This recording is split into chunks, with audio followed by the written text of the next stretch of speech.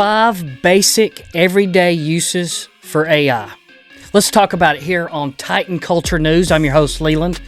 Look, there's a downside to everything, right? I know you log on to Facebook and your uncle shared some corny, lame AI video of some celebrity doing something stupid and it just isn't natural and you can just tell and it's viral and they think it's real and we laugh at your uncle, right? It happens every day on social media. But I wanted to talk about some of the basic everyday things that we can use with AI that'll help us on a consistent life basis. Okay? Now, I use AI for some of the dumbest things I would never admit to anybody, really, you know. Recently I heard a quote from somebody and they were talking about, you know, back in the day, we used to, Google things, right? And they were talking about how I would give my Google history up in a second. I would not give up my AI history. And that's just funny to think about, that we usually do lean on AI probably more than we would like to admit over some of the dumbest things. Lord knows I do, like I just mentioned. But I just wanted to get into some of the things that I use it for that helps me out. That's pretty simple stuff. Number 1, meal planning and grocery shopping. Now, there's several hacks that I don't even know about, that I would ever even think about, that I've actually heard recently. One of those hacks was you come up with something you want to eat, you go into ChatGPT, you ask it the ingredients, you then import the ingredients to ChatGPT. You take that, you put it into maybe your Walmart app. Someone said if you do that, the Walmart app will find you all the ingredients ready to go. You can add it to the cart. You go to Walmart, you pick up your ingredients. You got dinner for tonight. I love stuff like that. I've often used that in the same sense as maybe something that I would like to air fry. Not everything comes with air frying instructions. ChatGPT will give you temperature and time to most things to air fry. I've kind of stepped out of what normal stuff would be. I've air fried peanut butter and jelly sandwiches. I've air fried eggs. I've air fried pizza rolls. Just anything that you can think of. I love meal planning and grocery shopping with AI. Second one.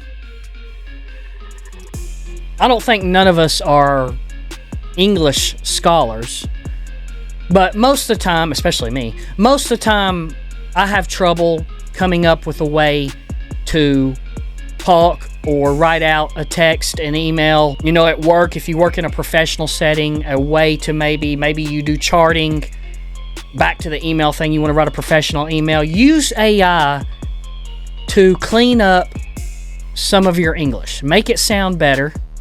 Now, there's a line where if you do this and it sounds a little corny, it doesn't sound like you did it. There's a line like that. Sometimes you have to tone up AI, ask them to maybe make it sound like you more. I've done that before. Make it sound not so robotic. But everyday life, make your text messages sound better. I know people don't care, and you're just I got a buddy, my buddy Chris. He wants to get his point across in text messages by any means necessary.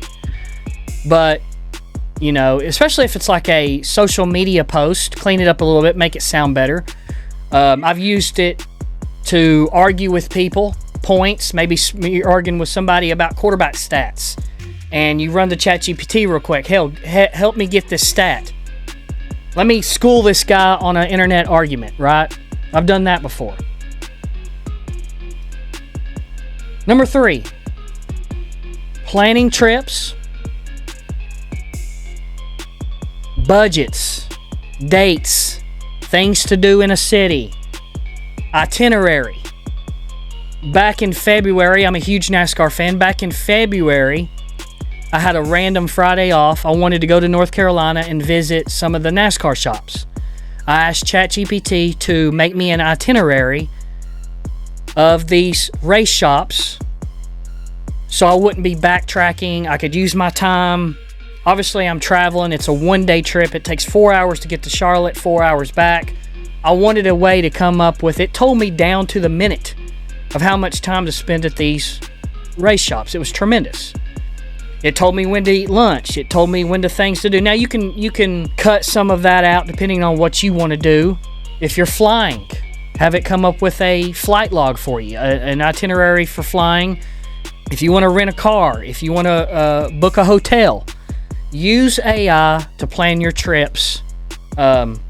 It's a tremendous tool to use. Number 4, I use this every day.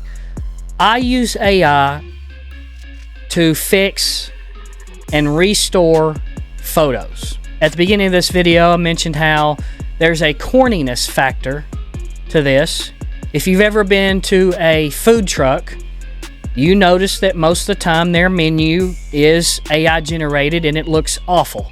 There's a certain graphic that businesses, your aunt's PTA meeting graphic, it doesn't look good.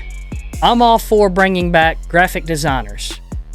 That's not what I'm talking about. I'm not talking about banners and graphics for your business. Recently, I saw a post and there was a countdown to college football, and I'm a huge Tennessee Vols fan. There was a picture of a player from the early 90s, maybe the late 80s. The post was tremendously blurry. By the way, it's a pet peeve of mine. I cannot stand blurry photos on a social media post. Take the time to go find the HD version of your photos and post it. I took that picture, I asked AI to restore that photo, and it restored it to full high definition. I loved it. It looked tremendous. Use that to your advantage. I've found photos of me as a child that was maybe not, quality. I've uploaded it to AI and it fixed the photo for me. Restored old photos. Maybe you have an old black and white photo. AI can restore old black and white photos. I personally like Twitter's AI, which is called Grok. It is, to me, the best photo restoration AI there is. ChatGPT, it has some work to do on that front. I haven't really tried Claude. I make shorts for this page. I like, your shorts are up and down, not long like this video.